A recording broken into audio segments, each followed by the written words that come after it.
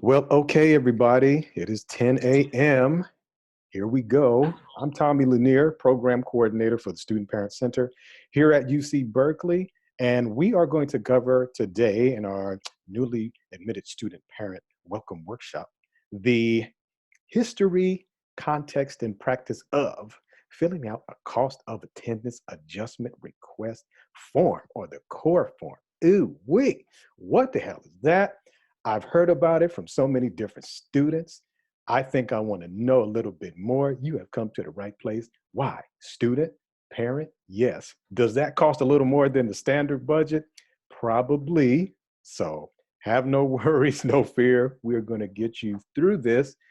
Before we go any further, even though they will be back towards the middle, almost kind of midpoint until the end of the program, I would like the two student parent student staff, stellar dynamic student staff, to introduce themselves very briefly, and we will go forward from there. Hi, everybody. My name is Idrana. I am a student staff here at the Student Parent Center, and I am a mother of two. I transferred from East Los Angeles College, and I am a social welfare major.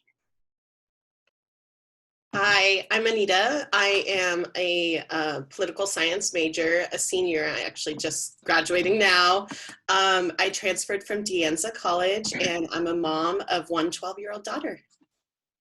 All right. Well, for people who join us later on in the presentation, you'll get a chance to kind of go over Anita and Adriana's backstory again. So no worries on that. I'm going to be adding guests as they come in. So once we get the room full, we'll probably have even more momentum. It's all good. All right. So we'll try to breeze through this as much as we can. This is a light overview of a process that's a little more involved down the line. We will not be advising specific students in this Zoom room about their specific package. This is just to get you acquainted with the process so that you have a head start in the fall when the process officially begins and opens. Yeah, so for example, if everybody's talking about this really nice restaurant that's getting ready to open, you get to see what's on the menu before it opens. Think about it like that. That's a nice little metaphor. Hopefully it was a nice metaphor for you, but I digress. I think we should move forward, shall we? Yes, I'm going to share my screen. I'm going to present, not verbatim like we did on Tuesday, you guys. I'm going to present a little bit more fluidly and just go over some of these issues that you see, nuances that you see, items that you see, because that's already on the previous presentation and that'll be uploaded momentarily. We just have some editing to do to it. But the name of this slide, show presentation, just like last time, it's the same slideshow. It's understanding the student-parent verification process, and this is where today is important, maximizing your cost of attendance as a new student parent at UC Berkeley. Ooh, wait. Now, let's move forward very, very fluidly. So we talked about this on Tuesday. We'll go over it real quick. The general financial aid idea is that if you are a student parent, if you're a student, UC Berkeley student, first and foremost, and you are like, yo, I need to have financial aid, you have to apply for financial aid every year. Residency being what it is here at UC Berkeley, we have two options for you. As you can see, the application opens in October each year, and the priority deadline for California is as early as March, early March, and that's of the preceding spring. So it's going to open this October, and priority deadline is the spring of 2021. The reason why we emphasize on filling that out early is just to make sure that you have as much opportunity to capture gift aid and other very, very cost-effective options for your financial aid package as you go forward here at UC Berkeley. How is eligibility, for aid determined? The short version is it's the academic year's cost minus the eligibility, your eligibility for need-based aid. So it's like, what does this cost minus what are you eligible for? There's another dynamic to it. And I'll kind of do this verbatim. It's most important, given what we're going to talk about today, is how does a UC Berkeley student get packaged with aid? So the standard cost of attendance is that minus the parent contribution minus self-help, which is about $9,500. But independent students, of which you qualify for, unless you're a freshman, if you are, then no worries. We'll just, the idea is the same, but the name is interchangeable, minus a few nuances. Independent students, you do not have a parent contribution, okay? You are the parent, all right? So the independent student contribution is used to calculate your need, and the independent student, you can receive the maximum amount of gift aid as well, as much as you need it, up to the cap. So I'm saying that to say, because you don't have a parent contribution offered to you or paperwork that kind of maybe looks like another student coming in, oh my God, my friend's sister got into and she's a freshman and she has this, but I have that. What is that? Be assured that there's nothing wrong with your financial aid package. It's different from the general student scope when you first come in. What goes into building the estimated cost of attendance? A lot of different factors go into it. These here are the core factors: tuition and fees, housing and food costs, books and supplies, transportation costs, personal expenses, loan fees.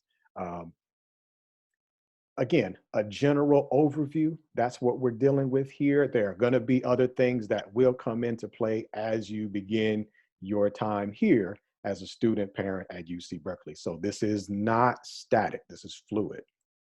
All right, okay, let's move forward here.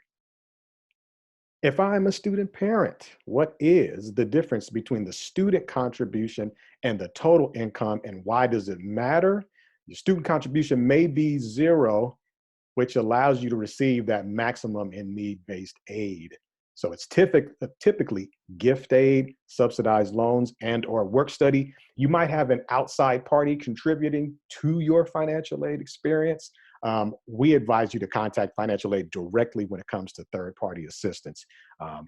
Not because we don't know anything about it, we want to make sure that you get the direct and the most direct and correct answer from financial aid, since that's a little more complex than what most students deal with here on campus relative to financial aid.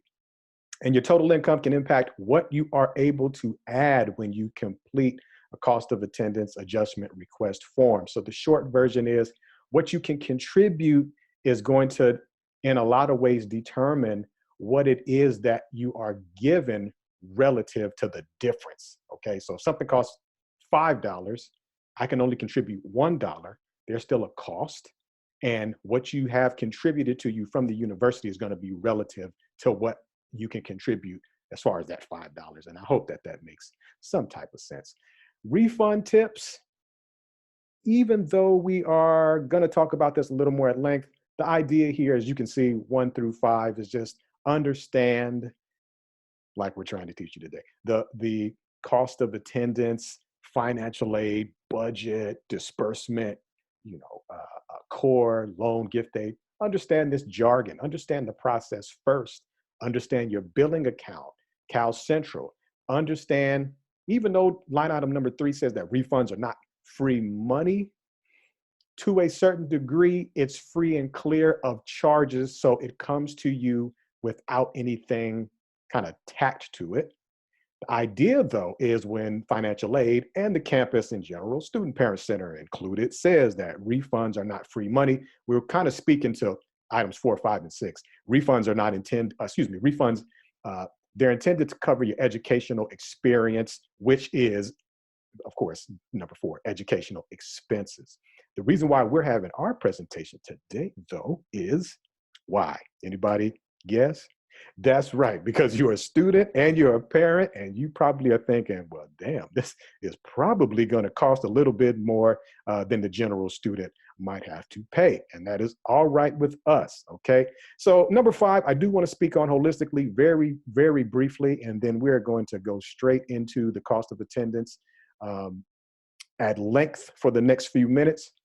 5 and 6 are very, very important and interesting.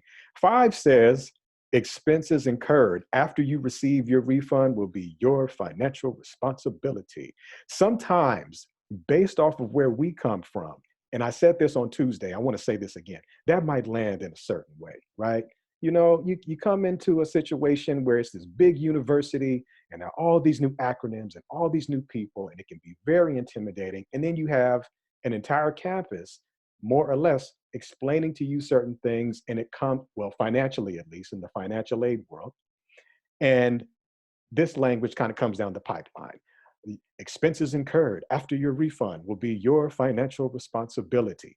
What we want to do here today is, of course, communicate that, but put a healthy asterisk to it or an overarch to it. We at the Student Parent Center, like other equity programs, already believe you coming in that expenses incurred after you receive your refund will be your financial responsibility is not a demand. It's more of an affirmation saying you've already been financially responsible. You have children, you have dependents, you're a student as well. We believe that this is something more of a friendly reminder to you. And we really do mean friendly. It's not sarcastic, like, well, remember that this is your responsibility. None of that at all. Just a friendly reminder. You still have to be responsible with your money. It's not free money. It's not to pay for your entire life. It's meant to pay for what you're going through in this moment as a student who is also a parent at UC Berkeley. And we want to keep coming back to that during your experience, every day, every week, every month, all the time. And then number 6, we joked about it last week. We're not joking about it this week. We didn't joke about it on Tuesday. Sign up for direct deposit, please, okay? Unless you like standing in lines, long ones, or you like going up to a university impacted by COVID-19 and there are no lines because nobody is there to assist you because we're remote right now. You don't want to put yourself through any more hardship that you might have to go through unnecessarily, right? So you'll hear the word electronic fund transfer, or EFT for short. That's interchangeable with direct deposit. Pretty please sign up for that. We don't want you to spend any time you don't need to waiting on money that could have went to you directly when it disperses. And that disbursement period is usually about 10 days before classes start. Some people say 10 days before the semester starts, the fall semester starts. We usually experience that as far as the disbursement, like to you, your refund, your Cal Central account, your EFT transfer, about 10 days before classes. All right, so not reading this verbatim, types of appeals and adjustments. The first one is, remember in the first slide, we talked about the student contribution appeal. So, the student contribution. Let's say if you submitted something for taxes in 2018, 2 years ago, you're coming in fall 2020, then the financial, you filled out your FAFSA, you submitted something for fall 2020. FAFSA is going to pull from 2018. That's your tax time. And let's say you just, oh my goodness, I just got money coming out the sky right now. Now is not like before. Let's say things have changed, right? And you want to make sure that the financial aid office understands that before they package you with a package that's maybe inaccurate and giving you some undue responsibility that you just can't maintain right now. You need to appeal that. And that process is called the student contribution appeal. What I do want to segue into right now, and we're doing great on time, is the cost of attendance adjustment request appeal.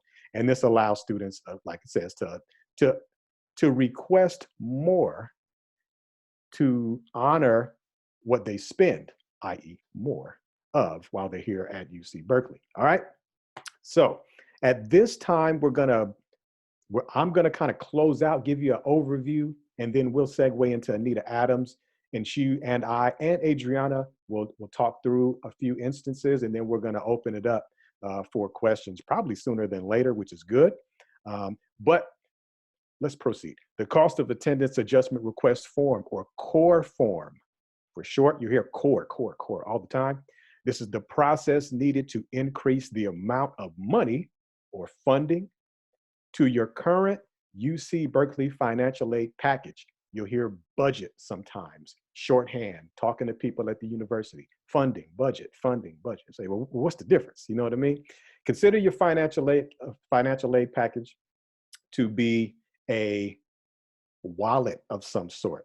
And your funding is the money that goes into the wallet.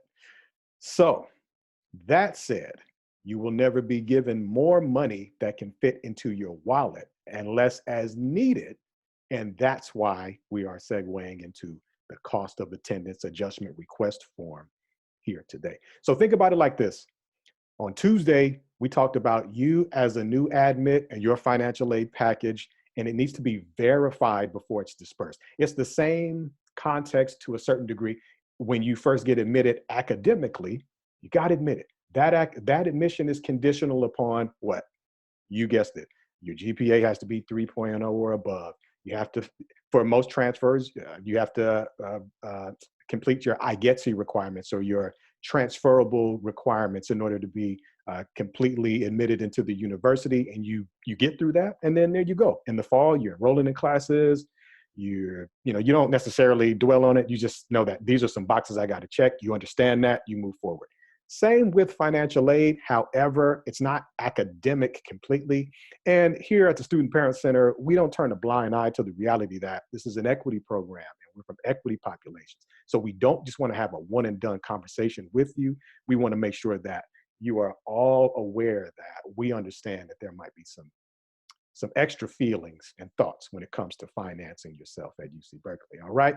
So after verification, your money is ready to disperse. Excuse me, I'm going too fast. Oh no, let me go back. Well, after verification, your money is ready to disperse to be used to then pay your charges in your Cal Central account.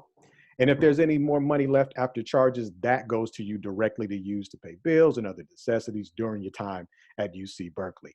This process, it repeats itself at the beginning of each semester and when charges precede funds, meaning let's say you have a COAAR filled out, you have your new package posted, completed, a refund comes just pretty much as when you first started the semester. It comes, charges in your Cal Central account.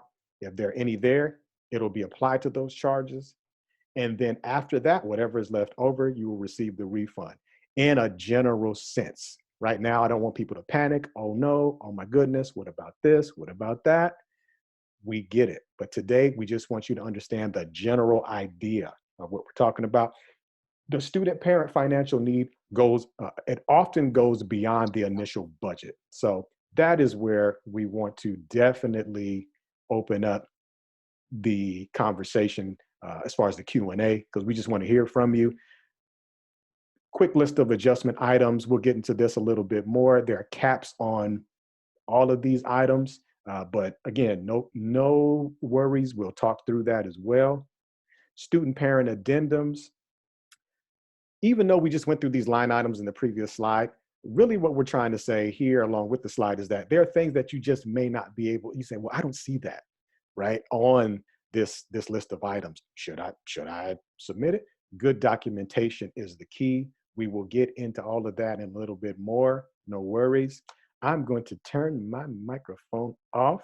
I'm going to stop sharing as soon as this wonderful Student Parent Center student staff introduces herself. Anita Adams, are you there?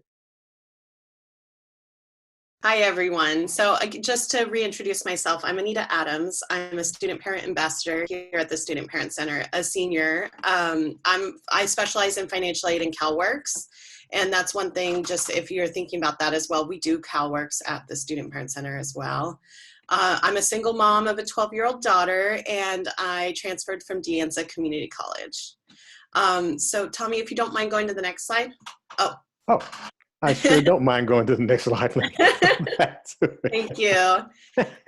All right, here we go. All right. Okay, so there's a lot of information here, and you'll have the slides and you'll have access to this later, but it just gives you a more detailed list of some of the items you can request for. And the whole point of the cost of attendance, like Tommy said, is to really honor the fact that as student parents, you have a lot more expenses than traditional students. So if you see something that's not listed here, it doesn't mean that it can't be requested for. You know, it's case by case basis, but transportation, if say, especially with COVID-19, if you're deciding to commute from somewhere in the Bay Area, you can get that covered, or even transportation from family student housing. You'd be surprised it adds up, and parking passes, that sort of stuff, of cost of a new computer. Any necessary medical or dental, this is for you or your children, not for a partner, but just for you and your children. Childcare expenses, and special books and supplies. That more applies to graduate students, but sometimes there'll be materials like, say, in an art class or something like that. And those are required materials. And then relocating expenses, which are big because you really do need to keep track of any relocating expenses. That can be the receipt for the moving truck, as well as gas, or if you decide to fly here, your flights for you and your children. And then finally, research, fieldwork, and thesis expenses. So I'll show you real quick how to, so this is one thing that's important, is the cost of attendance is not done right away. The form's not going to be released until, Tommy, you can correct me if I'm wrong, like 3 weeks into the academic semester? Roughly, yeah. Yeah, Roughly. so it's not something you have to worry about right away, but we want to make sure that you know that budget you're seeing right now is not your final, it's not your final amount of financial aid you're eligible to receive. It's really based on your actual expenses. Correct. Here, let me go ahead and share my screen real quick. Share screen. Oh, can you stop sharing? Tell me it won't let me. Oh, not bad. Yeah. All right. Okay, great. So, okay. So, let's see. So we'll link, I'll go ahead and put the links in the chat, but there's this is where you're going to go ahead and request your cost of attendance, and you would click this button here. And I think you also are in this form for your verification too, correct, Tommy? Yeah, correct. so it's the same thing. So you'll register for that once you do your verification. And then let me see here. What it looks like this, and you'll just go ahead and hit request. And again, when we get closer to the date, mid-fall, we will have a workshop going into more specifics, and then you can just add your cost of attendance adjustment, and also do the family contribution appeal here if your income is less now.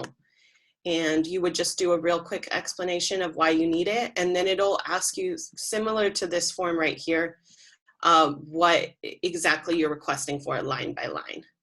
And then if Tommy, if you'll allow, I forgot to ask you about this, but I always, anytime we talk about cost of attendance, I love talking about scholarships, because in a lot of times when you request this extra money, it will be offered in loans. And in order to avoid loans, you're going to want to start thinking about scholarships. I know you have a lot on your plate right now, but just to put it on everyone's radar, there's this fantastic website, scholarships.berkeley.edu. And these are both outside scholarships, but a lot of internal scholarships that are only open to Berkeley students. And they want to give out this money. They're looking for qualified candidates and people that have had lived experiences.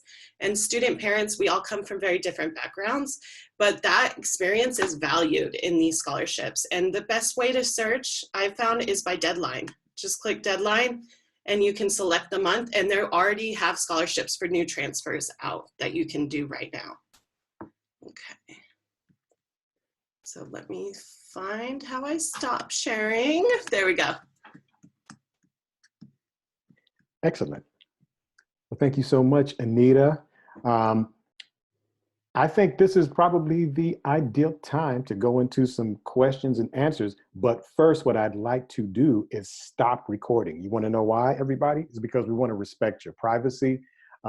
This is not for the entire world to see as far as questions and answers. They cannot see you now. They cannot hear you now. So when we repost this on social media through our YouTube channel, this portion, after I press stop recording, it will not be shown. So I'm going to stop recording.